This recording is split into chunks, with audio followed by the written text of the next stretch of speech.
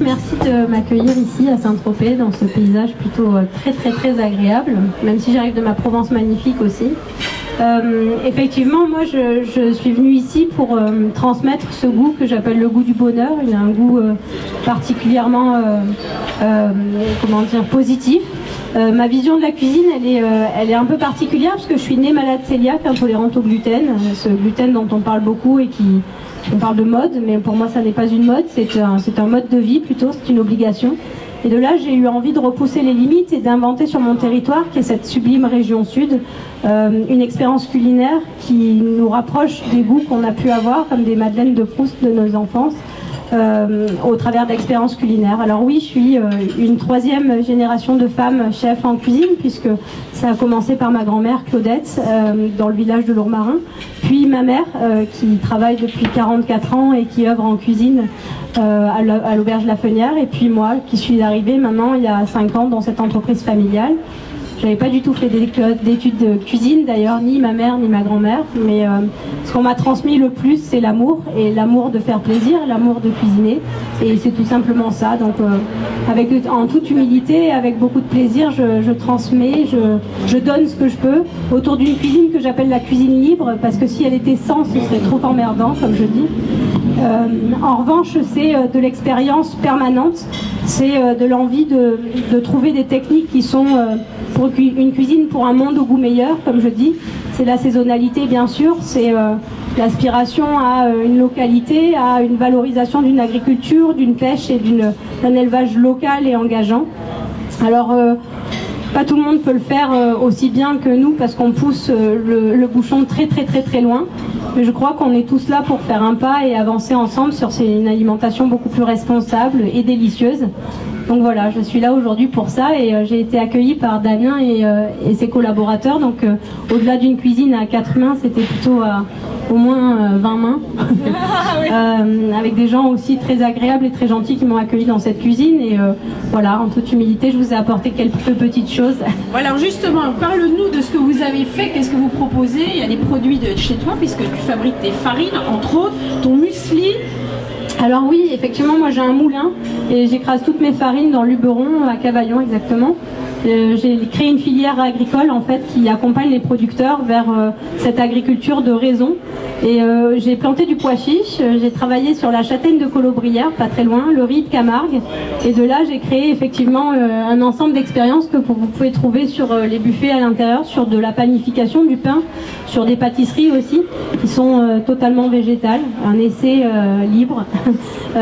Et puis ensuite, j'ai amené ma petite touche sur le buffet, mais c'est vraiment l'équipe de Damien qui a fait ça, et Damien lui-même. Donc j'ai juste été accueillie avec une petite parenthèse. Vous avez des blinis à la farine de pois chiche. Vous allez avoir quelques asperges avec une petite crème de bigarade simplement amère, et une crème de mêlée à côté. Ce sont des anchois. Pour ceux qui aiment l'anchois, c'est des alevins d'anchois marinés dans le poivre et le fenouil. C'est fait par les pêcheurs à Martigues. C'est incroyable, c'est ancestral. On appelait ça aussi le garum quelque part. C'est juste une fermentation, une conservation. Et ça aussi, il faut y faire attention, parce que ça, c'est aussi des madeleines de Proust. C'est des manières de manger, c'est conservé en fait. Donc voilà. Et puis j'ai fait une petite mousseline de pommes de terre aux truffes, les dernières, avec un œuf parfait en cuisson basse température. Et comme j'aime beaucoup ça, je vous l'ai fait. Ah, voilà. Merci beaucoup. Voilà. Alors Damien, alors comment s'est passée cette cuisine à 4 mains ou à 20 mains aujourd'hui? C'est une belle expérience pour moi de travailler avec Nadia. Je l'ai rencontrée récemment sur une conférence gastronomique dans le Var. J'étais très ému par les choses qu'elle disait. J'étais vraiment, ça m'a vraiment intéressé ce qu'elle disait. Je me sentais vraiment concerné. Ce qui m'intéresse aujourd'hui, c'est vraiment travailler les produits locaux. On a des maraîchers vraiment sur le golfe de Saint-Tropez, on a des éleveurs dans le Var. On est sur un territoire assez riche. On manque vraiment de terres agricoles pour que ce soit développé. Mais il faut profiter de ce terroir qui nous donne toute cette richesse, ces brebis, ce fromage, ces légumes, voilà. Ça pêche. Et ça pêche local, puisque Saint-Tropez est un port de pêche. Voilà. Alors ce qui est intéressant, c'est qu'il y a un vrai virage qui est en train de se prendre dans cette cuisine, puisque Nadia fait donc école, elle a créé l'Institut de la cuisine libre à La Fénière, n'est-ce pas? Et c'est ça qui nous a impressionné dans la démarche de Nadia, c'est que plus encore que son travail de cuisinière et d'accueil, comme elle le fait, et le développement des filières qu'elle fait, c'est aussi l'envie de faire école et la création de cette école d'un nouveau monde, je crois, qu'il faut construire. Et je voudrais que tu nous expliques à la fois ton ambition, ce que tu fais au quotidien et comment tu diffuses ces nouvelles pratiques culinaires. Eh bien, effectivement, de manière, comme je disais tout à l'heure, très modeste, puisque j'ai pas fait classe, moi, dans la haute gastronomie, ni dans la cuisine. Je suis juste née un jour après un service du dimanche, quoi, à 17h. Mais, effectivement, quand j'ai acquis ces techniques, que je peux dire être des nouvelles techniques, mais parce que c'est la résilience et c'est l'adaptation et l'adaptabilité, j'ai eu envie de les transmettre. Et effectivement, aujourd'hui, quand on se tourne vers cette cuisine plutôt très responsable, vers peut-être plus de naturel et de choses comme ça, ben moi, on m'a demandé effectivement de venir transmettre ce savoir que j'avais à cœur d'ailleurs de transmettre.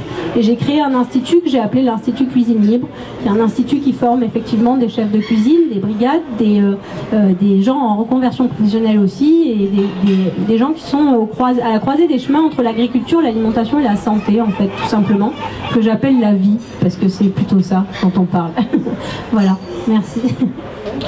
Merci beaucoup. À vous, merci.